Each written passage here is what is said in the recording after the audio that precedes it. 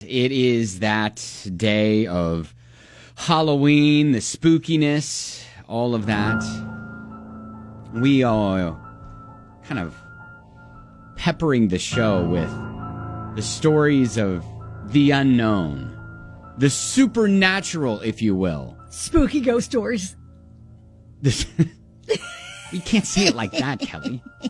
Spooky ghost stories. There you go. There you go. Yes. Yes. Yes. Yes. Yes, Queen. Yes, Queen. So we've been taking your submissions at Ben and Kelly Show. DM's open. 502-795-1997. Sarah is going to tell us a story about trying to paint the walls in her bedroom and something objecting to that. Yes. Are you ready? Do you want to get to it? Sarah said it happened when I was a teenager living in Lafayette, Indiana, with my uncle and his family. We lived in a pretty old house. I was never entirely sure how old, but it was definitely old.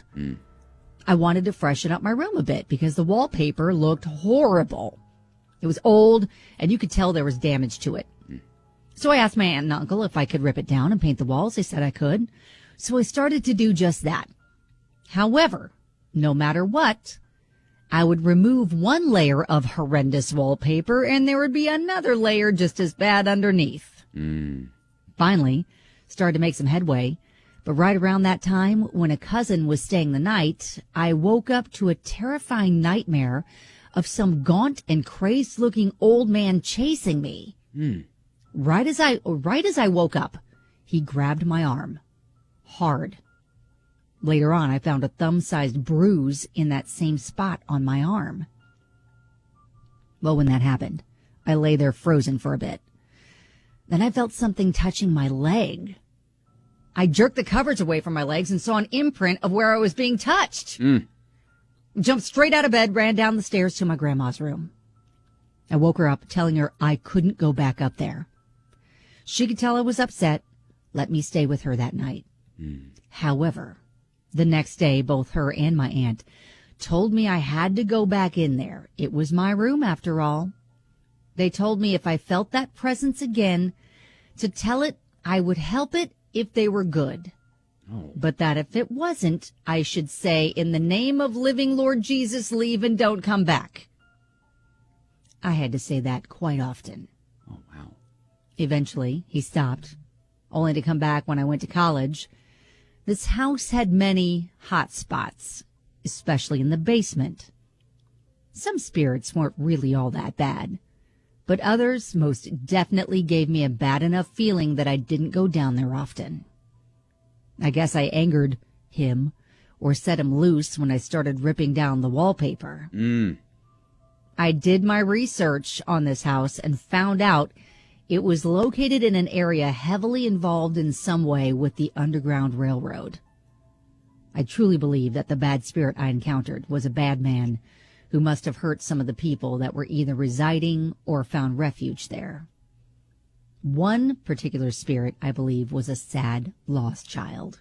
Oh, stop! Oh, stop! That's creepy.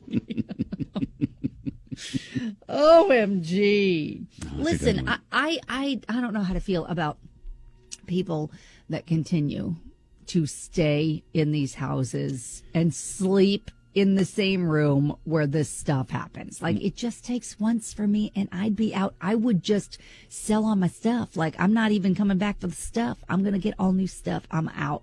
I'm out. Well, wait until you hear Jennifer's experience when she was in high school. And a house, very old house, near Churchill Downs. Ooh. That story on the way next.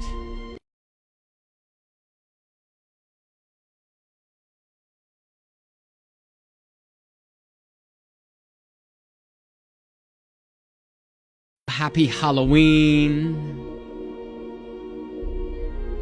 Your stories of the unknown. Your spooky stories here. Get to one from Jennifer who says, when I was in high school.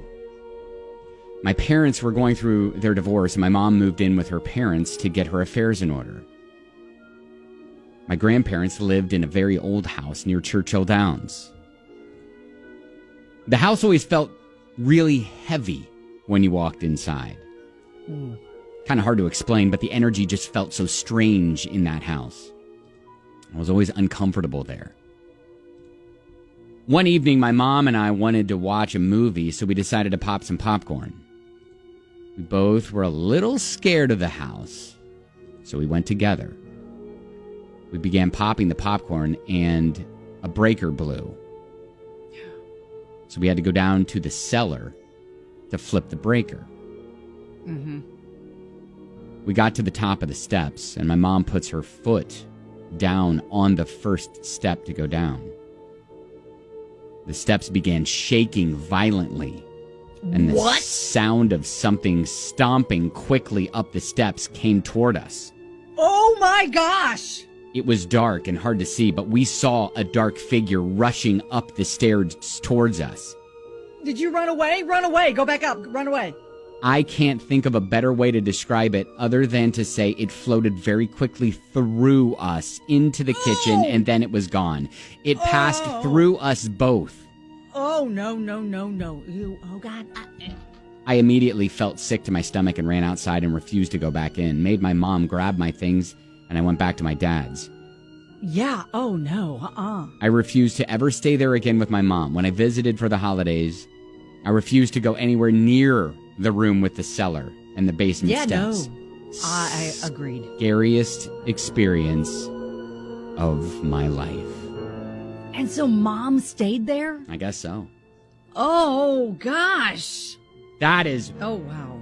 That's wow. terrifying. Yes. That is like movie scene level scary. Happy Halloween.